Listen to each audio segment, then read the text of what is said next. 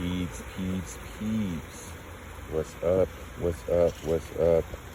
It's your boy Metaphysical Mark here in this beautiful oasis where I will be doing some releasing today.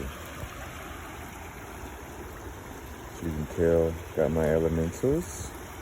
These feathers look like this for a reason, and I'll explain to you. Got my shoes off, as you know, backpack. Go up in the backpack and show y'all what I got.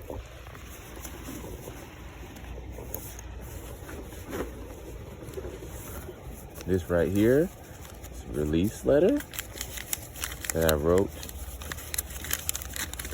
because you don't have to wait for a full moon or a new moon to release anything. You can do it with your intentions. Write it down so you can see it. It can be out of your body and then you can release it. I wrote this on 7/16. This is releasing friendships, old pains from people that I thought was actually friends, and they turned out to be people that were just placements. Real friends are the ones that are there even after the needed time, in terms of people come for reasons and seasons. And understanding that will allow you to move into different spaces and allow you to release aspects that you hold on to in hopes of, especially those like myself that have a huge heart. We tend to easily hope and wish that the actions that we've seen in others were not necessarily all that there were, and how they feel and treat us, it's not always exactly how they feel inside. So my story starts around 2014, 2015.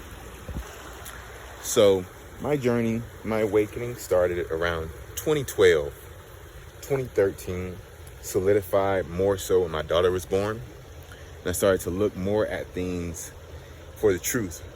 It made me slow down and really look at things as the truth. So I started to awakening. I had a very intense experience, out-of-body experience, where I met my oversoul and found out a bunch of things about myself this lifetime that was more confirmation than anything else. So what I asked for, like all of us do at this point, there has to be more than just me out here. It has to be others like me. It has to be people who are at least close to understanding the things I'm talking about and are open to it. So, once we ask for things from our hearts, we tend to get them.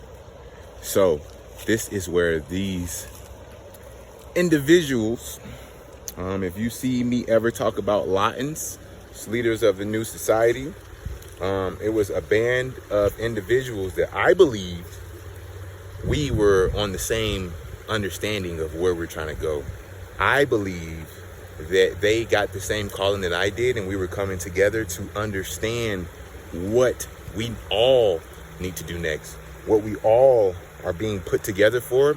And as we were learning in divine sacred spaces where people's oversouls, spirit guides, ancestors, all were just coming and just allowing us to just commune and understand and gain knowledge, I created bonds with these individuals as brothers and sisters. So a lot of the little things you see here, these feathers, were gifted to me in these sessions. And I kept them ever since.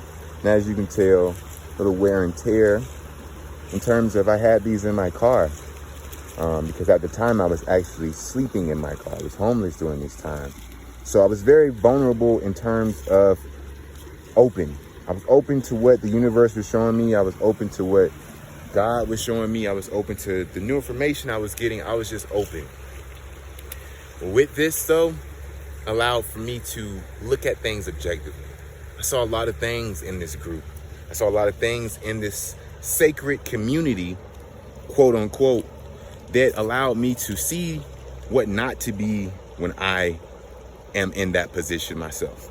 I knew before I met them what my journey was, what my past life was, what is the overstanding of what I'm meant to do.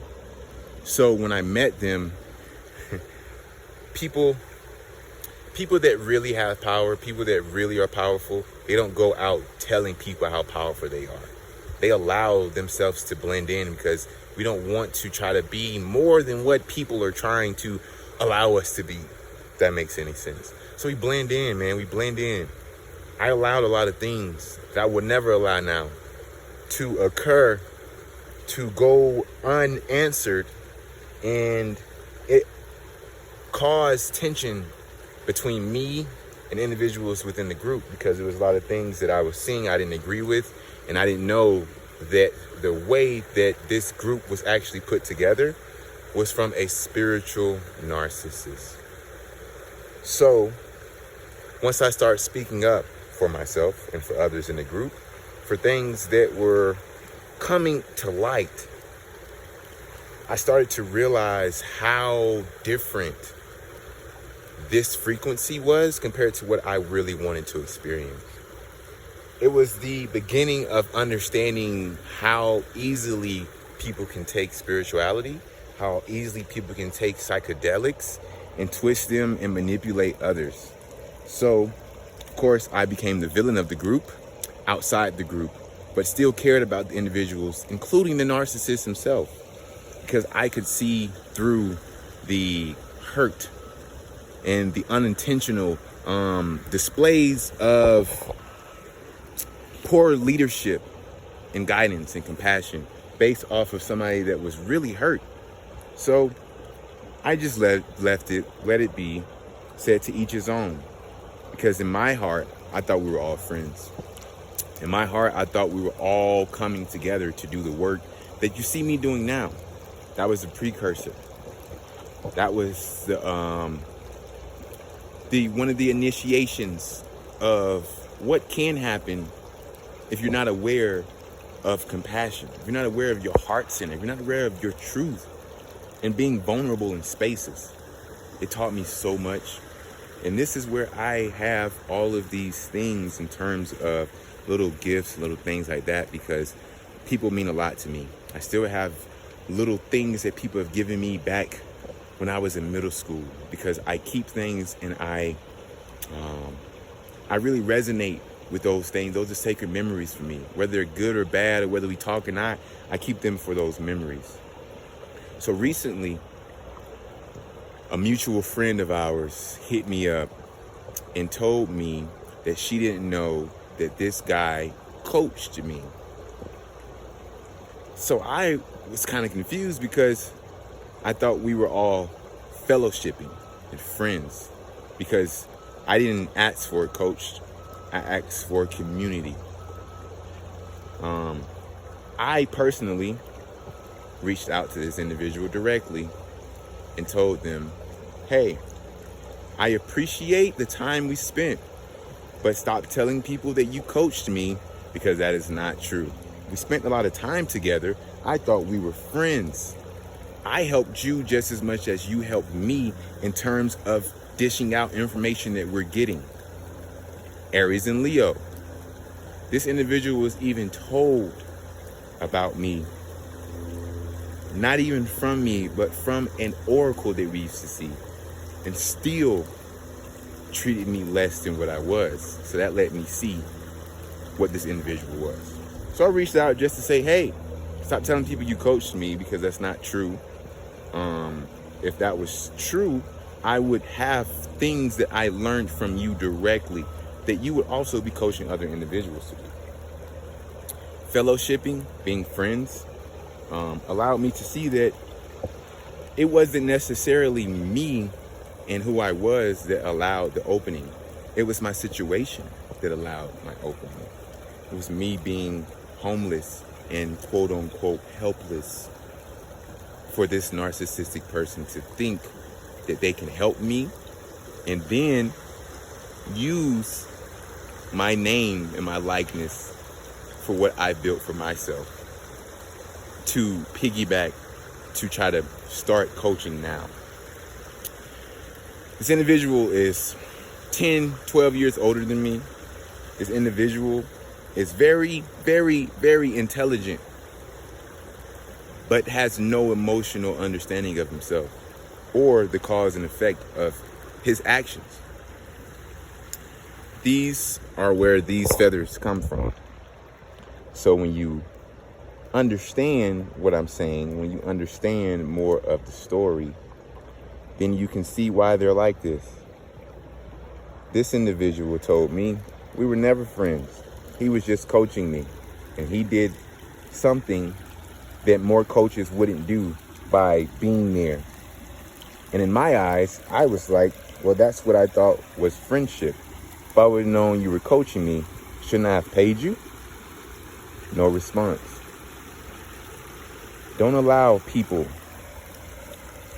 to use your kindness as weakness or make you feel less than what you are. Don't allow people to take what you've built for yourself and try to piggyback off of your successes. Just because you know me, does not mean that you coached me. Just because we were friends does not mean that you coached me.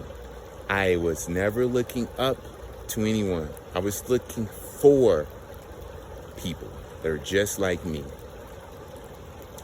Friends and business and work is why I am so adamant at changing this narrative, because I don't want people to literally just try to be friends with me because they want to be around me and my energy.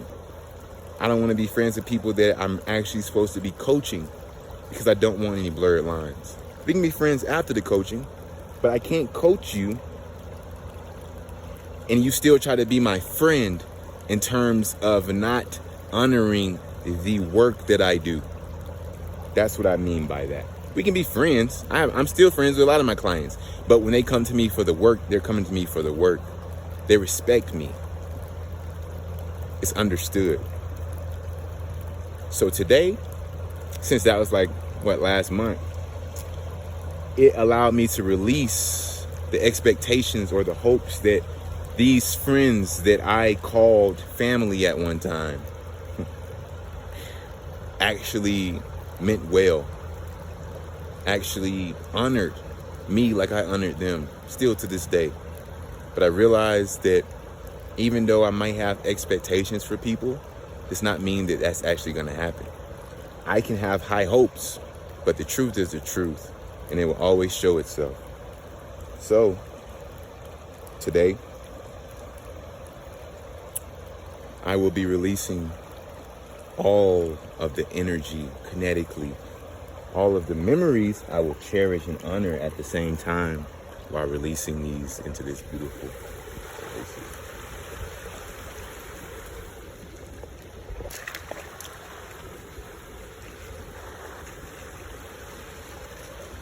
So that's a little bit about me, my little story of betrayal and understanding more so than anything else. I was blessed to be able to be in that company. You know why? Because it taught me so much of what to be, how to be, and how not to be, how to treat people, what signs to look for, so then I don't get caught up in these terms or get caught up in trying to do the same. I know these red flags of cult shit because I witnessed what a cult leader looks like. I heard the lies about me that allowed other people to talk bad about me and call me things that were less than what my being is. I heard it. I seen it. I experienced it. That's why I would never, I vowed to never be in that type of company again. And I would shut that shit down immediately. And I stand up for what's right. Because I saw people in that group that didn't have a voice themselves, that were getting hurt and abused spiritually and emotionally. That's not right. It's not right. We're all human, yes. But when you know better, you do better, and you're held at a certain accountability for that. That's the work. That's the leadership responsibility, is that you have a responsibility not only to you, but to the people that you come in contact with. This is why if I'm in a bad mood, I don't respond to nothing. I don't respond to nothing for a whole day until I'm in a good frequency to even respond. because I understand my power. So this is a little piece of me, man. I hope y'all enjoyed the story, gain understanding and wisdom, and realize that there is spiritual narcissists out here. And everybody that claim to be spiritual and that can help you are not always wanting to truly help you. Discernibility is key. I love y'all. Peace.